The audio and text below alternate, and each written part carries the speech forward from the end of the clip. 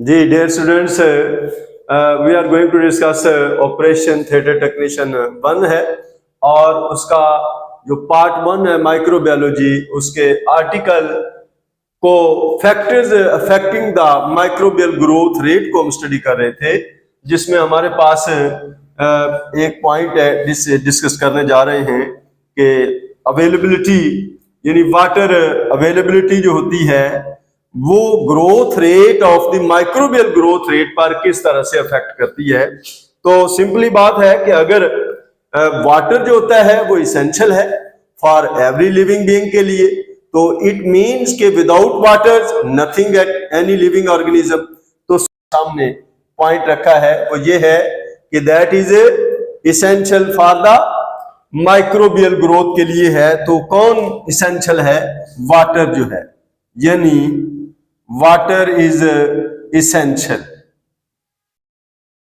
That is enough कि water जो है वो इसेंशियल है किसके लिए? माइक्रोबियल ग्रोथ के लिए। तो it means activity of waters क्या होगा? एक्टिविटी ऑफ वाटर जो है, कोई भी exchange mean activity of waters. यहां पे मैं ये बात बड़ी है पॉइंट की है कि एक्टिविटी वाटर की एक्टिविटी जो है वो क्या कर देगी if the in the environment, यानी water activity of an environment, water activity of an environment जो है वो क्या करेगी? अफेक्ट कर देगी, यानी affect the activity of microbial growth. Microbial growth जो है इसको अफेक्ट कर देती है। मैं फिर से रिपीट कर रहा हूं डियर स्टूडेंट्स कि हमारे पास था कि microbiology that is the part first of the operation theatre technician 1 में कि water availability that is the factors. Water क्या है? एक फैक्टर्स है कि पानी की अवेलेबिलिटी होना, पानी की तरसील का होना, कि ये क्या इफेक्ट देता है किसके ऊपर? द माइक्रोबियल ग्रोथ के ऊपर, माइक्रो ऑर्गेनिज्म की ग्रोथ के ऊपर। ठीक है, क्या पानी अवेलेबल है या पानी अवेलेबल नहीं है, मतलब फेवरेबल कंडीशन है या फिर अनफेवरेबल कंडीशन है। तो they clear us how the micro organism can grow and the presence of water or without the presence of water or mean without water। तो essential for the microbial growth। आपके पास एक main point मैंने heading की सूरत में लिखा कि in the form of heading है कि वाटर इज इसेंशियल है, दैट इज फीड वर्ड कि activity of the water of an environment affect करती है activity of the microbial growth को। That's clear. So the next point है the high water activities, so the favorable for the many microbes। That is very important points है। जैसे ये हमने आपको बताया essential है, इसी तरह high water activity जो है वो कहता है कि ये क्या होती है? favorable होती है। That is favorable किसके लिए?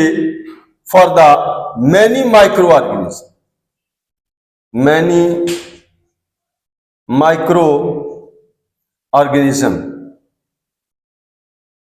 मैनी माइक्रो ऑर्गेनिज्म के लिए जो है वो दैट इज फेवरेबल होती है। तो मैंने पहले भी आपको बता दिया कि फेवर और अनफेवर की बात है कि जब हम कहेंगे कि ये फेवरेबल है तो मतलब क्या है?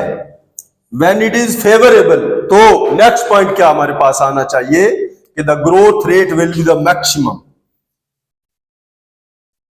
Growth rate of the micro organism,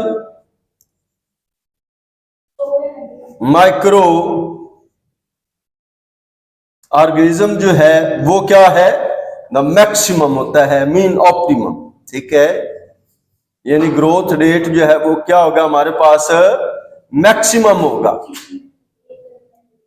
growth rate will be maximum. Maximum है डियर स्टूडेंट्स, आपका ग्रोथ रेट जो है किसका? माइक्रो ऑर्गेनिज्म का। ठीक है, माइक्रो ऑर्गेनिज्म का जो ग्रोथ रेट है, ये मैंने यहां पे राइट किया है कि जब हाई वाटर एक्टिविटीज हैं, favourable many for the many micro organism, मतलब क्या होगा कि growth rate of the micro organism will be the maximum. Clear student? Next what is the, ठीक है, तो जनरेशन टाइम क्या टाइम है? हमने कहा कि दैट इज द टाइम, ये वो टाइम है, टाइम रिक्वायर्ड फॉर द, किसके लिए? पॉपुलेशन, पॉपुलेशन ऑफ किसकी? माइक्रो ऑर्गेनिज्म की। यहां पे बात पॉइंट नोट की है कि हमारे पास असल बात थी पॉपुलेशन की, और पॉपुलेशन किसकी है? माइक्रो ऑर्गेनिज्म की। हमने कहा कि जनरेशन टाइम है, कहता है कि वो टाइम जो किसी भी जानवर को अपनी मैक्सिमम पॉपुलेशन के लिए, ग्रोथ के लिए, डेवलपमेंट के लिए, अपने आप को यानी अपनी नस्ल को बढ़ाने के लिए चाहिए, वो क्या है? जनरेशन। यानी जनरेशन में नस्ल। ठीक है, तो नस्ल का मतलब नंबर ऑफ मेंबर्स की बात होती है कि when the number of member increase, population increase, the generation increase. That is the rate of the any, that is the generation time, कि that time which is required for the maximum population rates mean the generation of the number of organism, micro organism, time is called generation times है। तो next वो कहता है कि इन विच, वो कहता है कि ये वो है टाइम जिसमें इसको डबल होना चाहिए। क्या होना चाहिए? डबल। ठीक है, यानी population will be the double. Double जब हो जाएगी तो वो क्या कह रहा है? Double the during the exponential growth phase जो है, डबल हो कब? During the exponential growth, exponential growth phase की बात कर रहा है। फेज क्या है? वो मरहला है, that is the time duration in which the population of the microorganism become double. So he think that when the rate become double, so that is the exponential growth phase. Dear students, I am clearing you that कि when the, जब population double होती है तो वो ख्याल करता है कि ये एक exponential rate है। exponential mean most, maximum, optimum rate है ये।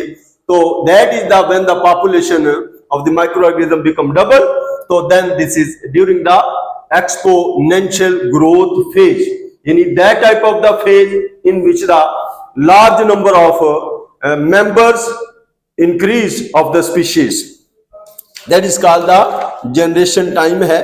और next हमारे पास इसमें factors affect करते हैं, यानी what are the factor affect the generation time। तो शॉर्टली मैं यहां पे डिस्कस करूंगा कि what are the factor that affect करते हैं, किसको? Affect the growth rate.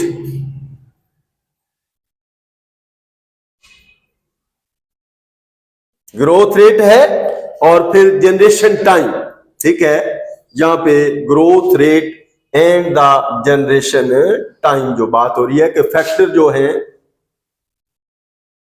Generation को जो अफेक्ट करते हैं, जनरेशन टाइम को, और वो कौन है जी? सबसे पहला जो हमारे पास है that is the nutrition. Nutrition, what mean of nutrition?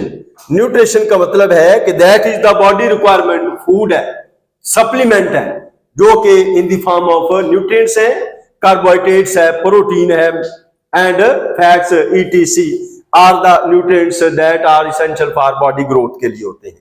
Number 2 पे हमारे पास है टेम्परेचर। वो कहता है कि टेम्परेचर जो है, मिसाल क्या है? वो कहता है टेम्परेचर के आगे 2 बातें हैं कि वन इज अनफेवरेबल, अनफेवरेबल होता है, और दूसरा जो है वो फेवरेबल होता है। ये बात नोटिफाई है यानी one is favourable and other is unfavourable. अब यहां पे डियर स्टूडेंट्स नोट रखना है कि अगर तो टेम्परेचर अनफेवरेबल है तो it mean generation time cease हो जाएगा और रुक जाएगा, और फेवरेबल होंगे unless the favourable condition again appear in the environment. So then at least when the unfavorable condition or the unfavorable temperature, it means it is not in favor of the generation time, यानी यहाँ पे generation time maximum नहीं होगा, यानी become seize हो जाता है और बहुत ही लेस होता है, और in under severe unfavorable condition mean become cease. Now the favorable condition or the favorable temperature, तो so the maximum generation time and the maximum number of species member increase. मिसाल के तौर पे अगर हीट ज्यादा है it means denaturing of the enzyme है, तो when the enzyme denatures nothing any activity of the body perform. So तो it means the temperature आप environment में है, आपकी body में है, तो it means that is affect the activity of external environment and our body and the internal environment. So they affect these are the nutrients and temperatures and other condition. ठीक होगी बात। Now the third factor is the other environment condition. Other environment condition जो है, other environment condition, यानी वो कहता है कि माहौल की दूसरी कंडीशन जो है, मिसाल के तौर पे उसमें हम वो कह देता है कि जी जैसे उसने पहले बताया हमें कि शेल्टर अवेलेबल नहीं है इन्वायरमेंट में, और उसमें ह्यूमिडिटी है, उसमें स्ट्रेस है, ठीक है, या फिर प्रेडेटर्स अवेलेबल हैं, यानी lot of stress are available in the external environment which affect the generation time of any population. So dear students, this was the article which was related to the operation theatre technician microbiology. Now that is going to be end. Inshallah we start take the next article with the next lecture.